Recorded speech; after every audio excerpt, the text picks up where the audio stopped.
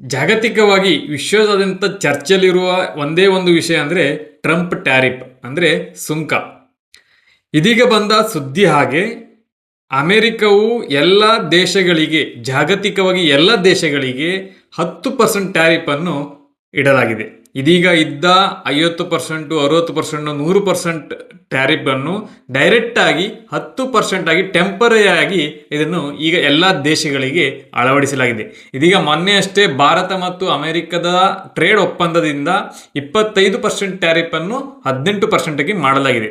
ಆದರೆ ಇದೆಲ್ಲ ಟ್ಯಾರಿಫ್ಗಳು ಅಮೆರಿಕದ ಸುಪ್ರೀಂ ಕೋರ್ಟ್ನ ಅನುಮತಿಯ ಹೊರತಾಗಿ ಅಳವಡಿಸಿದ್ದರಿಂದ ಸೆಕ್ಷನ್ 122 ಅಂದರೆ 122 ಸೆಕ್ಷನ್ ಟ್ರೇಡ್ ಆಕ್ಟ್ 1974 ಪ್ರಕಾರ ಯಾವುದೇ US ಪ್ರೆಸಿಡೆಂಟ್ ಕೂಡ 15%ಗಿಂತ ಜಾಸ್ತಿ ಟ್ಯಾಕ್ಸ್ ಅನ್ನು ಅಳವಡಿಸುವಂತಿಲ್ಲ.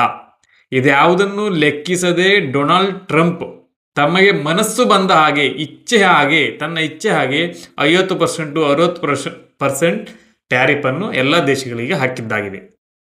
ಇದನ್ನು ಸುಪ್ರೀಂ ಕೋರ್ಟ್ ಕಡೆಗಣಿಸಿ ಇದೀಗ ಅಮೆರಿಕದ ಸುಪ್ರೀಂ ಕೋರ್ಟೇ ಫೆಬ್ರವರಿ 24 ನಂತರ ಜಾಗತಿಕವಾಗಿ ಎಲ್ಲ ದೇಶಗಳಿಗೂ ಕೂಡ 10% ಟ್ಯಾರಿಫ್ ಅನ್ನು ಅಳವಡಿಸಲಾಗಿದೆ.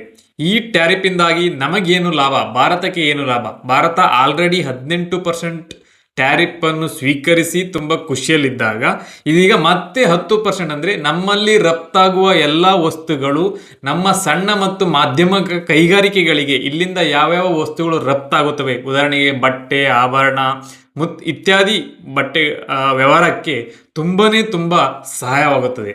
ಇದರಿಂದ ನಮ್ಮ GDP ಗ್ರೋತ್ ಕೂಡ 0.3 ಇಂದ 0.6 ಇಂದ ಹೆಚ್ಚಾಗುವ ಸಾಧ್ಯತೆ ಕೂಡ ಇದೆ. ನಮಗೆ ಡಾಲರ್ನ ಎದುರು ರೂಪಾಯಿಯ ಕುಸಿತ ಇರುವುದರಿಂದ ಅದನ್ನು ಏರಿಸಲಿಕ್ಕೆ ಕೂಡ ಇದು ತುಂಬಾನೇ ಸಹಾಯ ಆಗುತ್ತೆ. ಇದೆಲ್ಲ ಆದರೆ ಏನು ಅಪಾಯ ಇದೆ?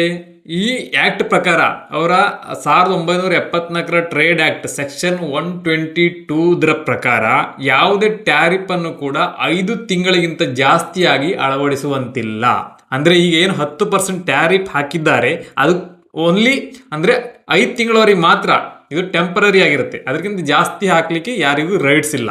ಅಂದರೆ 5 ತಿಂಗಳ ನಂತರ ಏನಾಗಬಹುದು, ಮತ್ತೆ ಜಾಸ್ತಿ ಆಗ್ಬೋದಾ, ಕಡಿಮೆ ಆಗ್ಬೋದಾ, ಟ್ರಂಪ್ ಏನು ಮಾಡ್ಬೋದು, ಇದು ನಮಗೆಲ್ಲರಿಗೂ ಚಿಂತೆಯ ವಿಷಯ. ಆದರೆ 5 ತಿಂಗಳ ತನಕ ಯಾವುದೇ ಚಿಂತೆ ಇಲ್ಲದೆ 10% ಟ್ಯಾರಿಫ್ ಒಂದಿಗೆ ನಾವು ನಮ್ಮ ವಸ್ತುಗಳನ್ನು ರಫ್ತು ಮಾಡಬಹುದು ಅಮೆರಿಕಕ್ಕೆ. ಹಾಗೆ ಮುಂದೆ ನೋಡೋಣ ಮುಂದೆ ಏನಾಗುತ್ತೆ 5 ತಿಂಗಳ ನಂತರ ಅಂತ.